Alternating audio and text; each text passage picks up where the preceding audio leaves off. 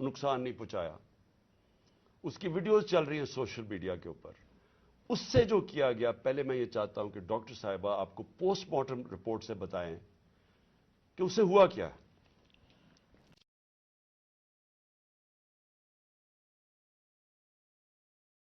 Doctor साहिबा आपको पहुंचाया करना चाहता हूं आपसे आप सबके सामने ये जो मैं आपसे बातचीत कर रहा हूं कि जो पोस्टमार्टम रिपोर्ट के अंदर जो चीजें आई हैं, डॉक्टर साहिबा का ये शोबा है, तो ये पोस्टमार्टम रिपोर्ट से पहले तो आपको ये बताएं कि एक कारकुन स्पेशल चाइल्ड जो कि किसी, मेरे ख्याल में उसने जिंदगी में किसी को नुकसान नहीं पहुंचाया, उसकी वीडियोस चल रही हैं सोशल मीडिया के ऊपर। उससे जो किया गया, पहले मैं ये चाहता हूं कि डॉक्टर साहिबा आपको पोस्टमार्टम रिपोर्ट से बताएं कि उसे हुआ क्या।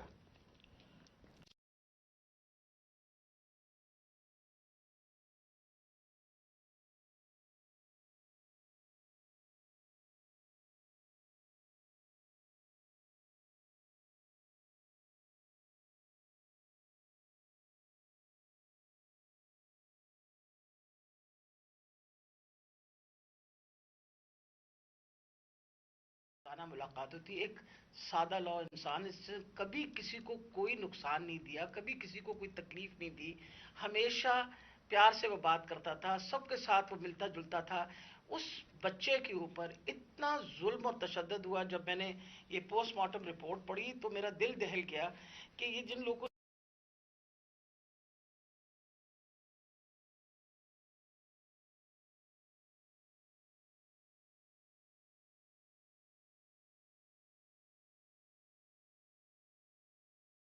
यानी एक इंसान को 26 इंजरीज, 26 तशद्दुद के निशानात थे उसके जिस्म के ऊपर। सबसे अहम जो था वो था कि उसके सर के ऊपर बाकायदा किसी ब्लंट इंस्ट्रूमेंट यानी किसी डंडे से उसको जोर से उसके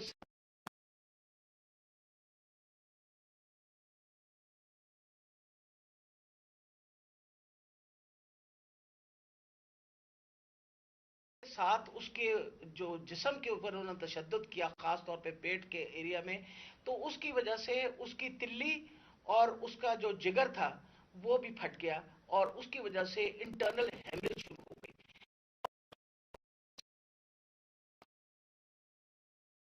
तशद्दुद करके टेस्टिकुलर डैमेज किया। मतलब इससे ज्यादा तुम किसी इंसान पे क्या तशद्दुद कर सकते हैं।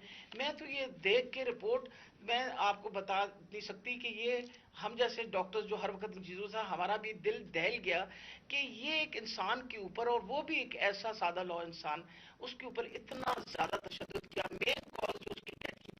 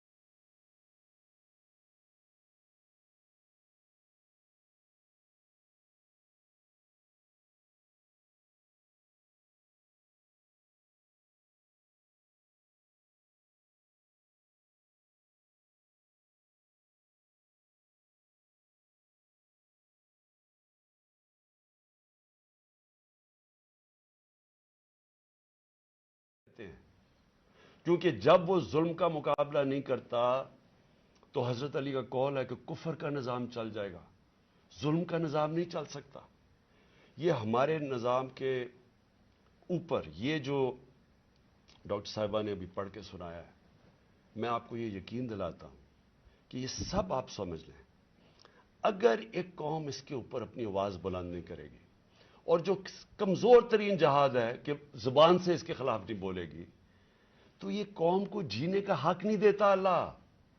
وہ قرآن میں کہتا ہے کہ میری زمین پہ نکل کے دیکھو کتنی قومیں میں نے تباہ کی جو میرے حکم پہ نہیں چلی۔ ہم تباہی کا راستہ ہے یہ ہمارا۔ یہ جو پاکستان سے ہو رہا ہے، میں نے ہوتا ہوگا دہشت گردوں سے، شاید ملک کے غداروں سے، اس طرح کی چیزیں ہوتی ہوں، میں نے اپنی زندگی میں کبھی اس طرح کے واقعہ نہیں دیکھے کہ پہلے ایک کارکن ہے، پھر وہ اسپیشل چائلڈ ہے، اور پھر وہ کوئی کسی قسم کا زندگی میں اس نے کسی سے لڑائی تک نہیں کی، اس سے یہ تشدد کیا جائے۔ اور تشدد کیا کیا؟ سر بھی اس کا، انہوں نے کہا کہ اندر سے خون نکلنا شروع ہو گیا، اس کا جو جگر ہے اور جو اس کی جو پتا ہے اس کو انہوں نے اس طرح مارا بے دردی سے، وہ اندر سے خون نکلنا شروع ہو گیا۔ لیکن اس کے پرائیویٹ پارٹس، یعنی اس کے اوپر تشدد کیا ہوا۔ میں ایک اور قرآن کی آیت ہے، اللہ کہتا ہے کہ انسان کو کہ میں نے تمہیں اشرف المخلوقات بنایا، سب سے عظیم مخلوق، جو انسان کا درجہ فرشتوں سے بھی اوپر چلا جاتا ہے۔ اگر انسان اللہ کے حکم پہ چلے وہ فرشتوں سے اوپر چلا جاتا ہے، لیکن وہی قرآن میں لکھا وہ جب وہ گرتا ہے وہ جانوروں سے بھی نیچے چلا جاتا ہے۔ جانور بھی یہ نہ کریں۔ اور یہ جو ہمارے اوپر جب سے میں یہ دیکھا ہے، ایک آدمی جب سے آیا ہے اس کو ایک پوزیشن پہ لگایا ہے، میں نام نہیں لیتا کیونکہ پھر سینسر ہو جائے گا، اس کو بھی پتا ہے، قوم کو بھی پتا ہے وہ کون ہے، جو اس نے ظلم کرنا شروع کیا سیاسی کارکنوں پہ۔ ایکسپرٹیز تھی اس کی کاؤنٹر ٹیررزم، دہشت گردوں سے کچھ کرتا تھا، لیکن میں سوچتا ہوں کہ وہ دہشت گردوں سے بھی یہ جو کرتا ہوگا یا جن کے اوپر شک ہوگا کرتا ہوگا، تو وہ کتنی نفرت پھیلی ہوگی ان علاقوں کے اندر۔ تو یہ جب سے وہ آیا، پہلے ہم نے شہباز گل کا، پہلے ہم مانے ہی نہ کہ شہباز گل سے یہ ہوا، وہ شہباز گل ابھی تک ٹھیک نہیں ہوا، جو انہوں نے اس کے اوپر تشدد کیا ہے۔ ایک یونیورسٹی پروفیسر پاکستان آتا ہے، چھوڑ کے ملک کے لیے ایک خواب دیکھ کے آتا ہے، اس کو جو انہوں نے ننگا کر کے جو اس کے اوپر تشدد کیا وہ ابھی تک ٹھیک نہیں ہے۔ کون سا وہ دہشت گرد تھا؟ پھر اعظم سواتی سے جو کیا انہوں نے۔ یعنی ہم اگر قوم یہ چیزیں بھول جائیں گی، ایک دن آپ کا بھی وقت آ جائے گا۔ ایک سینیٹر 75 سال کا آدمی، اس کو صرف ایک ٹویٹ کرنے پہ اوپر کے باجوہ صاحب شکریہ این آر او 2 کا، کون سے دنیا کے ملک کے اندر یہ جرم ہے کہ شکریہ باجوہ صاحب این آر او 2 کا؟ لیکن وہ کوئی سپر کنگ، کوئی فرعون کہ کسی کی جرت پڑ گئی، رات کو اس کو مارا، پوتیوں کے سامنے اس کو 3 بجے آ کے گھر میں تشدد کیا، پھر اس کو اٹھا کے لے کے گئے اور نامعلوم افراد کے حوالے کیا جنہوں نے ننگا کر کے اس کے اوپر تشدد کیا، اور جب اس کو مار رہے تھے تو سنا رہے تھے اس کی چیخوں کی آوازیں، اور اس میں بتا رہے تھے اس کو کہ بتاؤ یہ عمران خان سے کیا جائے گا۔ یہ ان لوگوں سے پالا پڑا ہوا اس قوم کو۔ اس کے بعد ارشد شریف سے وہ سب کو پتا ہے کیا ہوا، کیا ارشد شریف کا قصور تھا۔ ساری قوم جانتی ہے کہ وہ رائے حق کا آدمی تھا، کوئی اس کا ضمیر کی قیمت نہیں تھی، کوئی اس کو خرید نہیں سکتا تھا، ڈرا نہیں سکتا تھا۔ اس جیسے جرنلسٹ سے، صحافی سے انہوں نے کیا، اور پھر سوشل میڈیا کے بچوں سے۔ میں نے آپ کو بتایا ماں باپ کا مجھے آیا کہ ہمارا بیٹا ابھی تک ٹھیک نہیں ہوا، کوئی ٹویٹ کرنے پہ اس کو اٹھا کے لے گئے، 2 دن اس کو رکھ کے یہی ننگا کر کے مارا۔ وہ کہتے ابھی تک وہ ذہنی طور پر ٹھیک نہیں ہوا۔ کتنے سوشل میڈیا کے بچوں نے مجھے یہ بتایا کہ انہوں نے ٹویٹس کے اوپر اٹھا کے لے گئے ان کو۔ دہشت کہ کیسے کسی طرح ہم ان کو بھیڑ بکریوں کی طرح بنا دیں، خوف اتنا پھیلا دیں کہ ان کو غلام بنا دیں، اور پھر صحافیوں کے اوپر ان کو ذلیل کرنا، ان کو یعنی عمران ریاض کو پکڑ کے اس کو جیل میں 4 چھوٹے سے کمرے میں بند کر دیا، گندے سے کمرے میں، اس کو سمیع ابراہیم جیسے صحافی کو اس کو جا کے ذلیل کرنے کو، ایاز امیر دانشور اس سے جو کیا ہے، جمیل فاروقی کو اٹھا کے وہ بتا رہا ہے ننگا کر کے، اس کو ننگا کرنے کا شوق ہے، سائیکوپیتھ ہے. میں آپ کو بتا رہا ہوں نارمل آدمی اس طرح نہیں کرتے. یہ کوئی پرابلم ہے، کوئی ذہن کے اندر ذہنی مریض ہے جو اس طرح کا تشدد کر سکتا. اور یہ جو ہوا ہے، اب یہ ذرا کہانی سنیں تھا کیا. الیکشن اناؤنس ہے 30 اپریل کو. میں بار بار کہہ رہا ہوں کہ جب الیکشن اناؤنس ہو گیا تو ایک پارٹی نے اپنی لانچ کرنی تھی کیمپین. آگے دن تھوڑے سے ہیں، روٹ اپروو ہوتا ہے، ڈاکٹر صاحبوں کو پتا ہے، ان کسے طے ہوتا ہے اچھا اس روٹ پہ جانا ہے. ان کو کہتے ہیں جی تھوڑا سا آپ کو دہشت گردی کا خطرہ ہے، آپ کو دھیان رکھنا پڑے گا تو دھیان رکھیں. ہمارے ادھر سے روٹ اپروو ہوتی ہے کہ یہ روٹ ہے، آپ کو فکر نہ کریں، اس روٹ پہ آپ نکل جائیں. سب کچھ طے ہو گیا، لوگوں کو بلا لیا، ریلیز آ رہی ہیں، جناب ہم نے اپنی لانچ کرنی ہے کیمپین. ایک دم صبح نہ پتا نہ کچھ ہوا، ایک دم پولیس پہنچ گئی، ناکے لگ گئے. پھر یہ نہیں انہوں نے کیا، ڈاکٹر صاحب یہ گواہ ہیں، یہ تو اپنی طرف سے آ رہے تھے ایک ریلی لے کے، آگے ناکا نہ انہوں چپ کر کے کھڑے ہیں وہاں. ان کے اوپر واٹر کینن شروع ہو گئی، پھر آگے گاڑیاں توڑنی شروع ہو گئے، ان کے اوپر چارج کر دیا، لوگوں کو مارنا پیٹنا شروع کر دیا. ساری ویڈیوز ہیں، گاڑیاں توڑ رہے ہیں آگے. اور پورا پلان بنا ہوا تھا کہ اس دن انہوں نے اور لاشیں گرانی تھی. ہماری یہ آرڈر کر رہے ہیں ان کے لوگ کہ مارو ان کو یہ کرو، لاشیں گراؤ، کوئی فکر نہیں پڑتا. کیونکہ پلان کچھ اور تھا. پلان یہ تھا کہ الیکشن سے نکلنا، اور دوسرا عمران خان کے اوپر یہ ڈالنا، یہ اور یہ ڈال دیا بیچارے. ضلع شاہ کا کیس 302 میرے اوپر قتل کا کیس ڈال دیا کہ میں نے اس کو قتل کیا. یعنی اگر ان بیوقوفوں میں عقل ہو، ایک تو عقل کی بڑی کمی ہے اس وقت، پتہ نہیں کون ان کو ایڈوائز کر رہا ہے.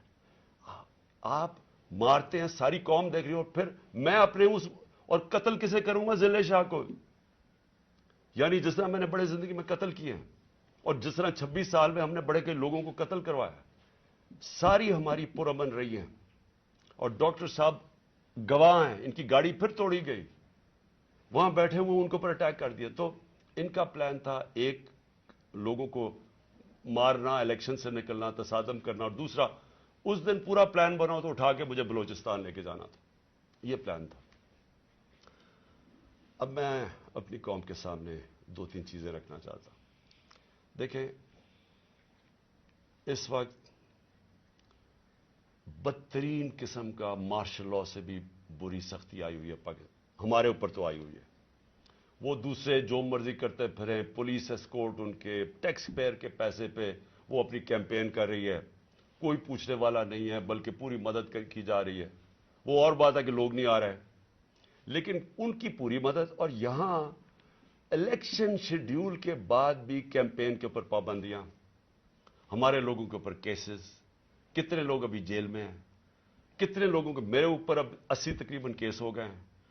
کوشش ہے کہ کسی طرح ہم کیمپین سے نکل جائیں، اور ساری کوشش یہ ہے کہ اتنا خوف پھیلا دیا جائے کہ کسی طرح ان چوروں کو پھر سے جتا دیا جائے. میرا سوال اب یہ ہے، شعیب شیخ کو پکڑ لیا کل، اس کا کیا قصور تھا؟ بول کا کیا قصور ہے؟ قصور یہ ہے کہ وہ ہمیں کوریج دیتا ہے. قصور یہ ہے کہ وہ جو کنٹرول چینلز ان کے ہاتھ میں ہیں، جن کو پیسہ بھی چل رہا ہے اور جن کو کنٹرول کیا ہوا ہے، ان میں سے بلیک آؤٹ ہو گیا. تو جو 1-2 چینلز ہمیں دکھاتی ہیں، 3-4 چینلز، ان کو تو کسی طرح بند کیا جائے. اس کا قصور یہ تھا، اور میں اس کو آج خراج تحسین پیش کرتا ہوں. اس نے مجھے بتایا کتنے کیسز اس کے اوپر کر رہے ہیں، کتنا پریشر ڈال رہے ہیں کہ کسی طرح عمران خان کی کوریج ختم کرو. اور اس کو کل پکڑ کے جیل میں ڈال دیا. ARY کو کل بند کر دیا. بند کس چیز کے اوپر کرا ابھی تک یہ بھی نہیں ہمیں پتا بند کس پہ کیا ہے. بس عمران خان کی کوریج نہیں دے رہی. پیمرا کا کل ان کو عدالت نے کہا کہ پیمرا کو کہ میرے اوپر سے بین اٹھاؤ. کل ٹیلی فون کر کر کے لائیو تقریر انہوں نے کرنے نہیں دی. اور یہ الیکشن کا یا چند مہینے ہفتے رہ گئے ہیں، الیکشن کے مہینے میں ان کو ٹیلی فون کر کر کے میری تقریر نہیں کرنے دی. اب یہ کون اتنا طاقتور ہے کہ ہائی کورٹ کے فیصلے کے باوجود وہ حکم کرتا ہے کہ جناب عمران خان کو نہیں دکھانا، اور وہ نہیں دکھاتے؟ کون اتنا طاقتور؟ پھر ایک اور ڈرامہ ہو رہا ہے. ज़िले शाह के बाप को पहुंच गए हैं सारे, ये पुलिस पहुंच गई है उसके घर, पता नहीं उसे क्या हो रहा है। जोर ये लगाया जा रहा है कि किसी तरह केस पीछे हटे। जब सबको ज़िले शाह के वालिद ने बताया कि कल क्या हुआ है, आई विटनेसेस है, उन्होंने देखा इसको उस पुलिस वैन के अंदर, जो प्रिजन वैन थी, वो देखा सबने, उन आई विटनेसेस की स्टेटमेंट है कि हुआ क्या, गवाह बैठे हैं। उसके बावजूद कोशिश की जा रही है कि जी एक्सीडेंट हो गया या कोई और वजह बता दे उसके मरने की। ऊपर से 302 का मतलब कि मेरे ऊपर डाल दिया केस। ये कौन कर रहा है? ये कवर अप कौन कर रहा है?